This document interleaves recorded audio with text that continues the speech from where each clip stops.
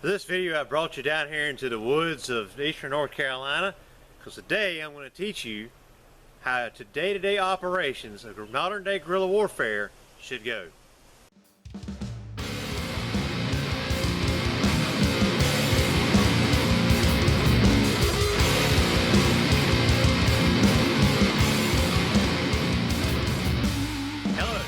Arthur, and I am the CEO and founder of Tackleberry Solutions. We teach wartime tactics to citizens for civil defense purposes. Today, what I'm going to try to teach you is something that I've been teaching commanders here as of recently, and that is how to conduct their day-to-day operations and how they need to proceed forward with this what appears to be a very much impending Revolutionary War. So we're going to cover several different topics. First thing I'm going to tell you right now, I'm going to teach you a little bit about history, about the original Revolutionary War, because we need to learn from the mistakes of others. So let's talk about OPSEC first. One of the things that George Washington had going against him was OPSEC. He naturally was a very trusting individual, and he would tell his commanders the full plan, and then the dang enemy knew what they were going to do before they even knew what they were going to do. So look at the Battle of Trenton for an example. The Haitians commander knew they were coming. If it just hadn't been for the fact that an act of God and a snowstorm and some militia guys intervening, that battle would have been totally lost.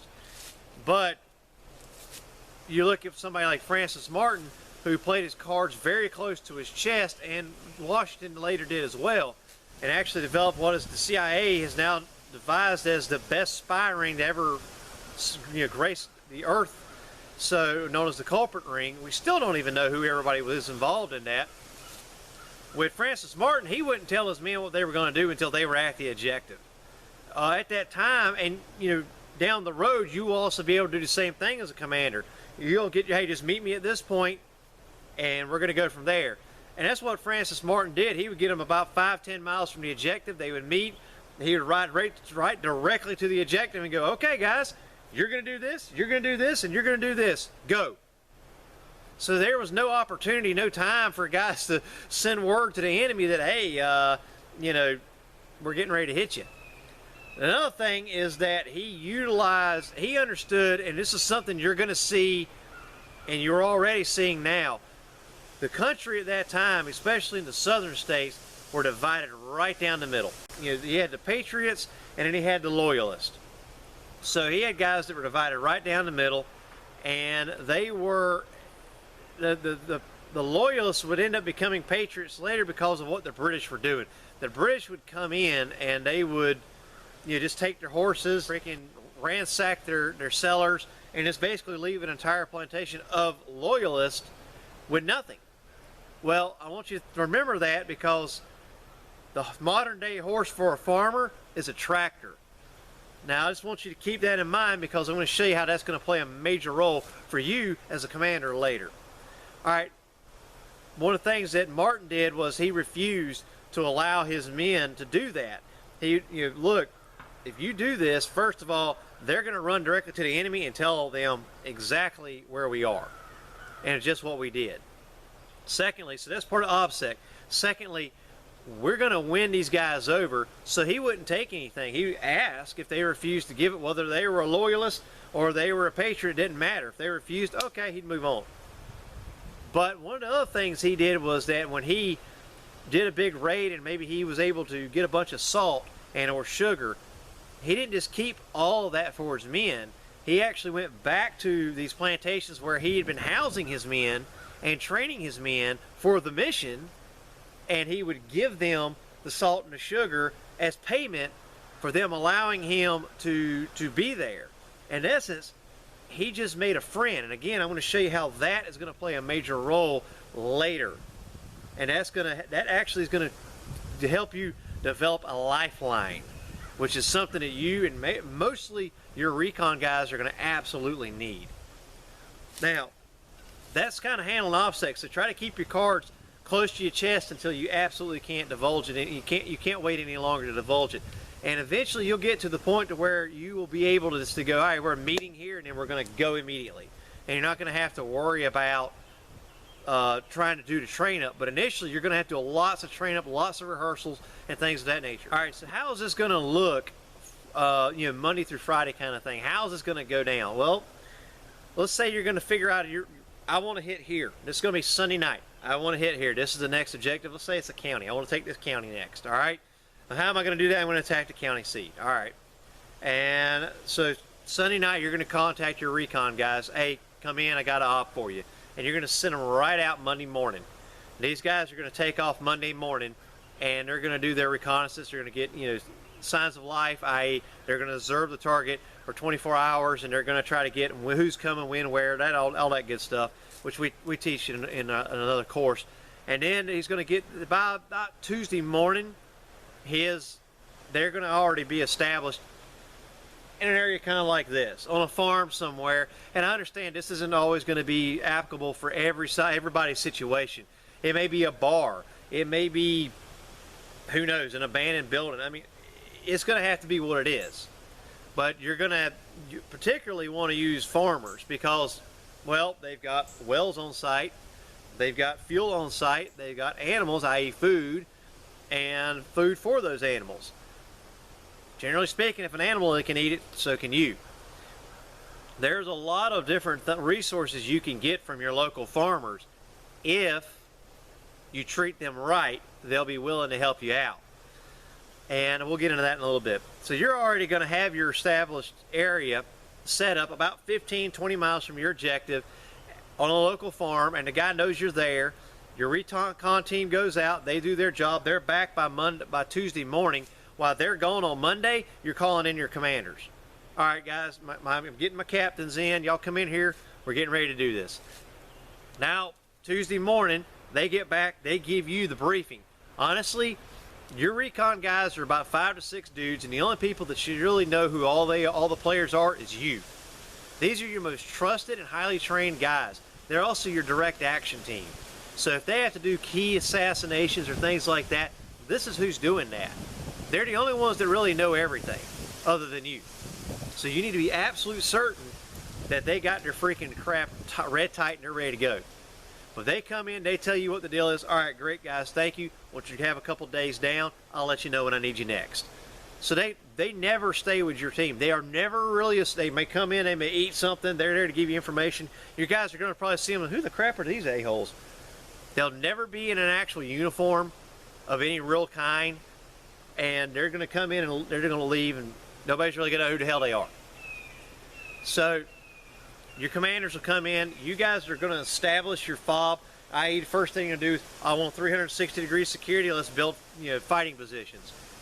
Down here in the woods, we're going to establish a 360-degree security. We're going to have guard points all the way around. And then we're going to establish the latrine. We're going to build that. And guess what? I'm a commander. I lead by example, so give me the freaking shovel. I'll go do that. The suckiest job should be the job you do. As a commander, you should be working harder than anybody else. This isn't, hey, Private Snuffy, go dig the latrine. Because your men are not going to respect you if you do that. They'll respect you if they're funneling in and they look over and, where the heck's the commander? Oh, he's digging the freaking latrine. All right, give me a shovel. I'll go help him. That's what's going to happen. So, lead by example, right? That's why these guys are going to follow you to begin with. Now, you're down there, you're getting latrines established, you're getting the chow halls established, you're getting the hygiene and all that stuff, the hygiene stations. All this crap is being established, sleeping quarters, all this stuff, and that is crap you're doing Monday and Tuesday morning. By Tuesday afternoon, because you're rattling all this stuff through your head on how I want to do this objective, by Tuesday afternoon, you've got your plan established in your head, you put it out on paper. All right, boys, come on in. Here's what we're going to do. Captain, your team, your Alpha Troop is going to handle this. Bravo Troop, you're going to actually hit the objective site Alpha. You're going to do freaking Overwatch and Outer Cordon. You're going to hit the objective. You're going to be our QRF Force Charlie team and Troop, and Delta Troop. You guys are going to be the ones that stay behind. All right, and we'll talk about that in a minute here. What Delta is going to end up doing. So after that point, it's okay. Get your men, get them coming in. I want Wednesday morning. They should all be here by Wednesday morning at sunrise. Start rehearsals immediately. That means you need to start calling guys in. And Bravo, you're the strike team, so you need to start building glass houses Freaking Alpha, you're in freaking Overwatch and you're pulling out our cordon, so you need to start freaking figuring out where you can position your troops and your snipers and things of that nature. Charlie, you're going to be doing QRF, so your guys need to be able to start training to doing reaction to contact, bound and Overwatch, and things of that nature. So these guys are going to start contacting their men, and these men are going to start funneling in by Wednesday. So by Wednesday, your soldiers, your actual foot soldiers, and keep in mind, guys, we're going to be fighting in this warfare like dragoons. In essence, we're going to get in a vehicle, we're going to ride to the action, we're going to jump out, we're going to assault the objective, we're going to get back in the vehicle, and we're going to leave. That's what a dragoon does. Just they were using horses. So that is modern warfare now. So these guys are going to be funneling in. You'll have already established an area for these guys to park their cars. Hey, Bravo, I don't want all your guys parking their freaking car over here at Farmer John's farm. That's not cool. That's going to give everybody away. Tell your boys they need to park their cars at the Walmart parking lot, at the freaking the airport, and they need to carpool. So they're going to slowly funnel in. So you only have a handful of vehicles coming in as opposed to 100 vehicles showing up on Farmer John's property, because it's a little hard to hide 100 vehicles. So these guys are going to carpool, and they're going to park elsewhere, and your commanders are going to go get them and shuttle them in. The other thing this does is it makes it very hard for Private Snuffy to slip off in the middle of the night to go see his girlfriend and end up getting captured by the enemy patrol and divulging where your location is and what your plans are. The other thing that's going to make it very difficult is for spies to escape and give up that you're getting ready to hit an objective the next day, right? So by your commanders being the ones that are shuttling people back and forth, that kind of eliminates that problem. And you're going to have a strict head count every 12 hours. Once they're there, by Wednesday morning, you want a head count. And Wednesday afternoon, I want a head count. Thursday morning, head count. Thursday afternoon, head count, etc., etc., etc. All right, Wednesday, these guys are getting here. They're establishing and building up stuff that they need to do the training. Glass houses, whatever. Now they're starting to train. Thursday, they're going to train all freaking day, and towards the end of Thursday, you're going to start throwing in things that they're not going to think about. All right, you're getting hit by indirect fire. Go. What do you do? All right, your freaking captain just went down. Two of your lieutenants are dead, and both your daggone platoon sergeants. Figure it out. What's going to happen? Your commo just went down. It's called train to failure. That's when you're going to start throwing that crap in there. All right. By Thursday afternoon, you also should be, if you can, using some kind of either submission ammunition or air assault guns to help them get the reality of the training in it, because they're actually shooting something at a projectile at the other guy, and you're having Delta team come in to play the bad guys. And these guys are, doing what they're going to do, and Delta's playing the bad guys. So you're actually going to let these guys see what it's going to really look like, get a real damn good example, and get their mind freaking right that, okay, we're getting ready to go take some dudes out. Friday morning, before daybreak, bam, we're breaking camp. Everybody break camp. Get all of our crap up, pull up your hooches, try to make it look like fill in the latrine, try to make it look like we were never here. Not going to be possible, but try. Get all that crap up. We want to stage freaking vehicles. If you've got your command center's a freaking RV, go stage that vehicle, yada, yada, yada. Okay, rock on, ready to go. Delta, you're going to stay behind. I want you to secure the freaking vehicles and secure the site. We'll call for you when we're ready. Got it? Good. Alpha Bravo Charlie, let's roll. While whatever time you plan on hitting, that is when you're going to roll out. You guys are going to hit it. Other thing, about 12 hours before you're planning, say you're planning to hit at 10 o'clock in the morning, right? So 12 hours before that, the night before, your recon team, so Thursday afternoon, your recon guys, Thursday morning you'll have contacted them. They'll have had a couple days down to go home, to rest, to refit, and you'll contact them by Thursday afternoon. They'll come in, and you'll be like, all right, I want you on objective by this point, and I need freaking direct hourly intel. Because if anything has changed, they'll see it. Another thing is, if one of your guys somehow manages to slip out and they go sneaking up there to warn the enemy, guess what else your recon guys are going to see? That douchebag. So they can very easily call you back, hey, Commander, guess what? We just saw one of your boys up here. This is who it is. You want us to take them out, or do you want to handle it? So, little thing, that just having those guys out there for about 12 hours before is going to give you all kinds of intel. The other thing is, if you'll say you've got a specific target you're after, a specific person, and that person ain't there, well, you're not going to go freaking hit it. If your recon guy says, hey, your target's not here, why are you going to freaking risk your boys getting hit? Another thing is, what if your target, your job is to assassinate that target, you're ramping up, getting ready to do this mission, and your freaking recon team calls back and says, hey, our sniper says he can take them. He's right here, right now. Our sniper says he can take them. Go for it. Green light. Take them out. Because why are you going to risk your entire command to assassinate one guy when your recon sniper says, I got this? Boom. Target down, problem solved, mission complete, and I didn't have to do anything, right? Perfect. So why risk it? All right, so, you know, your recon guys green light you, hey, target's on site, whatever. They don't tell you no, don't hit for whatever reason. You go in, you hit, you're successful, great. Now's when you pull in, you call up your Delta. All right, Delta, come on up and bring the freaking gear with you. Charlie, here's what we're gonna do. Commanders, I want y'all to go ahead and just disperse your guys. Tell them to go home. Good job. Congratulations. Bravo. Recon, I'll see you freaking Sunday night. Everybody else, go to hell home. I want you Commander, I want you to go over there and liberate 500 gallons of that diesel fuel, and then I want you to take it to El Farmer John. We were just at his place. I want you to take it over there and give it to him as payment for our being there and payment for him giving us the animals that we took off his farm to feed our armies with. This is a give and take relationship.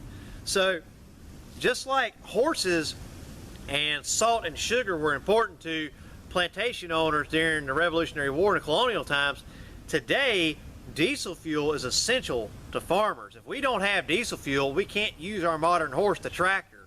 The other thing is, if we lose our grid, which I suspect strongly we are going to lose our grid, I suspect strongly that's going to be attacked here very soon. If we lose our grid, I can tell you I've got 3,000 hogs I've got to take care of. I can't do that without diesel fuel, because that diesel fuel's got to power a tractor, that powers a generator, it's going to run all the feed into the houses, it's going to run the wells to get all the water to those hogs. Without that, and run the fans to cool them off, because hogs don't have sweat glands. Without all that, without diesel fuel, we're dead in the water, and I'm going to lose 3,000 hogs just like that in a day because of heat and starving, and they're going to start eating each other. It's going to be a nightmare. Well, same thing with the cows. I can't get hay to them. I can't even bale the hay to make the hay. So come winter, guess what? We're going to have no hay. I'm going to lose all my cows. As a farmer, diesel fuel is absolutely the lifeblood. We have got to have diesel. A weapons specialist might be helpful to Farmer John if he's got that old broke shotgun and he's like, yeah, it ain't worth crap. Well, hold on, let me get my weapons specialist to look at it. You think you can fix that? Yeah, I can rig something up. Well, that's going to be nice. But when that medic comes in and says, hey, look, kid's suffering from freaking coronavirus, I take care of it. I can fix him up, no problem. Come on, son. When your medic comes in and he's like, hey, you know, little Johnny's got a broke leg, not a problem, I can fix that. Wife's pregnant, she's, you know, going into labor, not a problem, I can handle that. Hey, you freaking cut the crap out of yourself on the grain bin, not a problem, Farmer John, I can handle that. Well, your medic comes in and he's actually treating the family, the farmer, he's going to be a hell of a lot more grateful for you. Okay, this is great. I mean, I got my own personal medic here now. As long as these boys are here, my family's medically taken care of. Not only that, but hey, how long's that tractor been broke? Well, that tractor's it needs a water pump, and I ain't got time to get to it, and I don't even have a water pump. Well, what's wrong with the water pump? I don't know. Hey, Mr. Engineer, you think you can fix that? Hell, I'll give it a look. And even if he can't, hey, recon boys, while you're in town, you think you can get a water pump for this tractor? Yeah, we'll give it a look. We'll see what we can do. Your recon guys are sticky-fingered dudes. If it ain't nailed down, locked up, or got a guard posted on it, it's theirs. That's recon. They're shady characters. Sticky-fingered, shady characters. That's the way you were supposed to be. So, and that's the reason why. They will acquire stuff for you they'll just, I mean, you'll be absolutely amazed the crap these guys will come up and acquire for you. Like, hey man, we need guns. How many you want? Like 20? All right, give us a couple weeks. Next thing you know, here's 40. Have a great day. Where the hell is you? Don't ask. That's recon. That's what they do. That's why they're good. Now, same thing with that old tractor. If the engineer thinks he can fix it, great. If not, your recon boys can somehow magically acquire you a water pump. Boom, tractor's back up. Again, I just told you, the tractor is the modern day horse for farmers. How much more helpful is that to that farmer? How much more loyal is he going to be to you? Now, let's talk about how that applies to OPSEC. You're living on his farm. If you're helping him and making his life easier, do you think he's going to want to rat you out? Nah, absolutely not. Another thing is, if you cut his fences because your boys are coming through and you come across the fence, you're like, damn fence is in the wire. Now this is very important to you guys, especially if you're operating in the Midwest. You come up to a barbed wire fence on somebody's ranch and you just cut that freaking wire, oh God help you. You will piss them off so fast. They're not only not going to help you, they're going to shoot at you. Now, I'll explain something to you. My daddy, old school Vietnam. Old school. Grenada, Desert Storm. He was even there during the Battle of Mogadishu. That's the kind of man you're a farmer now. Guess what? That's about 90% of America's farmers. Same caliber guys. Old Vietnam school vets, freaking old school veterans. You think they're going to take it when you come up there and cut their damn fence? Nah. They're going to start laying punji traps out, booby traps, all kinds of crap, and they're going to jack your boys up. They're going to screw you up because you cut their dang fence. So do not ever cut their fence if you can't repair it. If you can't repair it, then leave it the hell alone and go around it. Okay? Don't piss off the farmers.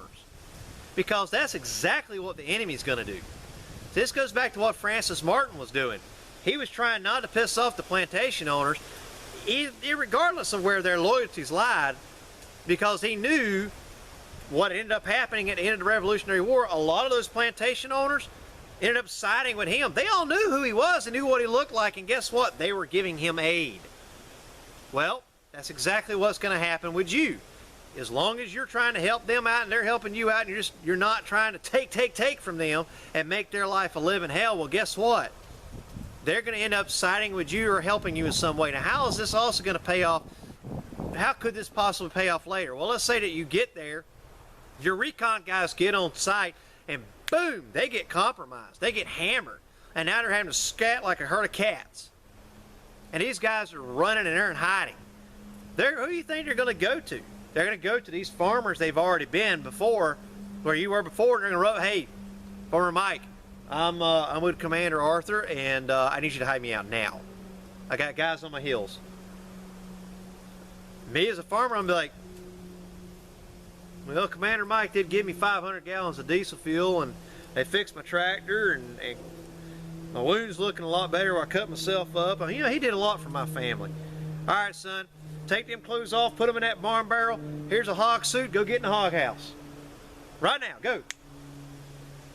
When the enemy shows up, well, who's that? Oh, that's the boy from down the street. Damn idiot knocked up his girlfriend in the middle of all this. Now he's having daddy made him start bringing in money, and so I gave him a job. I felt sorry for the dumbass. Well, how long has he been here? This is his first day. Oh. All right. You seen anybody? You're like, nope, sure ain't, ma'am. Meanwhile, I've already buried those clothes, or I burned them, or whatever. You know, the evidence is gone. All right, well, you let us know. Yeah, sure, man. Rock on. Y'all have a great day. Woo! That's the guy that's going to hide your men out. That's the guy that's going to save your boys' bacon. Do not upset your farmers. I cannot say that enough. So your day-to-day operations, that's pretty much how it's going to all look Monday through Friday. Now, guys, I got it. You know, after the grand battle, you're going to freaking disperse a lot of your guys, and you're going to move to the next area up the road. Okay, I've already taken County B. I want to take County C next, right? So I'm going to go up, and I'm going to probably put a few eyes on just around the area. I'm not going to go into the city. or into the central county seat, and I'm going to try to establish a contact with somebody in that area. Here's another thing about farmers. We all know each other. All of us know each other. I know exactly who my farms butt up to. I know exactly where my property lines are. I know where their property lines are. I know where his property line is. I know where the other farmer, freaking 1,000 meters that way, I know where his property lines are. I know all the farmers in this freaking county. I know the farmers in the next county. And if I don't, I know somebody who does. That's how you're going to make your network. That's part of your network of these farmers. You're going to go back to Farmer John and you're going to be like, hey, we took the county capital. Delta troops going to be on site, and they're going to be, which is another thing you need to tell your Delta commander, hey, all right, here's the deal. You're going to train your freaking militia for these guys so they can lock it down. You're going to make sure that the new guys are going to be, that we've appointed, are going to take over power, and if they hit the ground running, if they have any problems, you're here to help them. Make sure they hold elections, make sure they're doing this, and doing what they're supposed to be doing, right? We're going to move on. We got to go. Catch up with us when you can. Now, obviously, you want to rotate these guys out. Delta can't always be doing this. Another thing is those guys are going to be there for about 3 damn months. That's about how long it really takes to train a militia from absolute scratch, and that's pushing night and day to get these guys where they're halfway decent. Because you're spending 2 months, almost 2.5 months, just training 12 of them who got to turn around and train everybody else. In essence, you're just training the commanders. And it's going to take you that long just to teach them so they can turn around and teach the rest of the county or town or whatever the size jurisdiction you're dealing with. But you're going to go back to your farmer and be like, hey, we've already handled this. Delta Company's handling this stuff. Do you know anybody in County C? You know any farmers over there? Yeah, my brother's a farmer over there. Really? Where's his farm? You're going to go and meet that. He's going to take you over there, and you're going to make that contact, and that's your new space of operations. So, come Monday morning, where do you think you're going to be? At that new place, setting things up, getting ready to do this all over again. It's a repeating cycle. Now, guys, obviously, this is not always going to be the standard for, obviously, if you're like in New York, that ain't going to work. So, like I said, that may be a bar. Who knows? It may be a gay club. Who knows what it's going to be? But you're going to find your network, minus farmers. Everybody's going to find their own network, and that's who they're going to run with, right? Stick with something you're kind of familiar with. So if you freaking are a bar owner, well, you know everything there is to know about bars. You know what makes that, what's the lifeblood of a bar. So it's very easy for you to work in that area and work with your network of fellow bar owners, right? Same thing with me, farmers. I grew up farming. I've been farming for 37 years now. So I stick with farming because I know it. I know the lifeblood of it.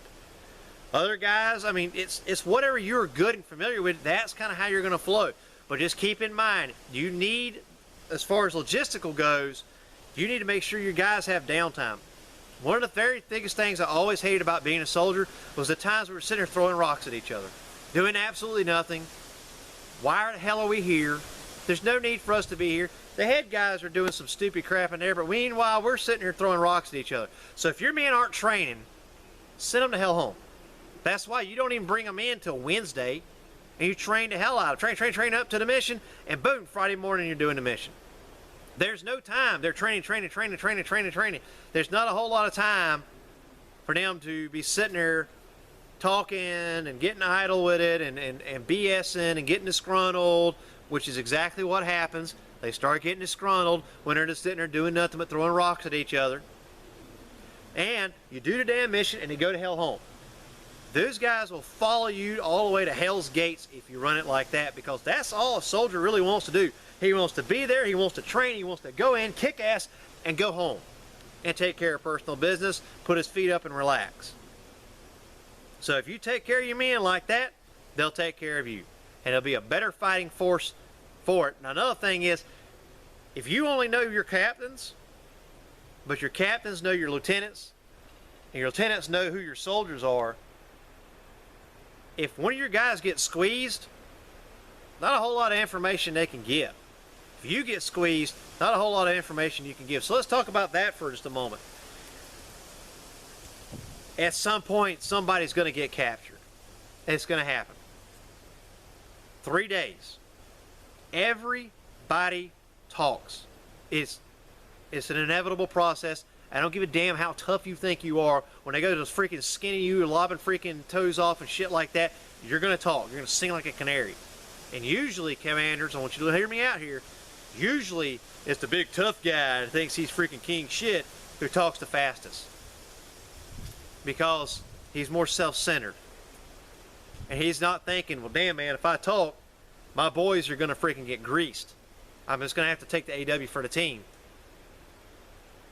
It's your selfless guys that'll make it the longest. But all you need to tell them is 3 days. Just make it 3 days. Just hold out for 3 days. Look at our timeline. Wednesday, Thursday, Friday morning. Less than 3 days, you're already going to hit the objective.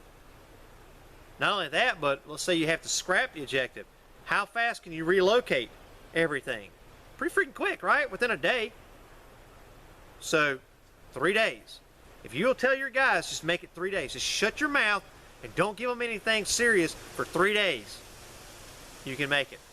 You will make it. They will be able to scrub it, and you may or may not be able to reacquire that guy.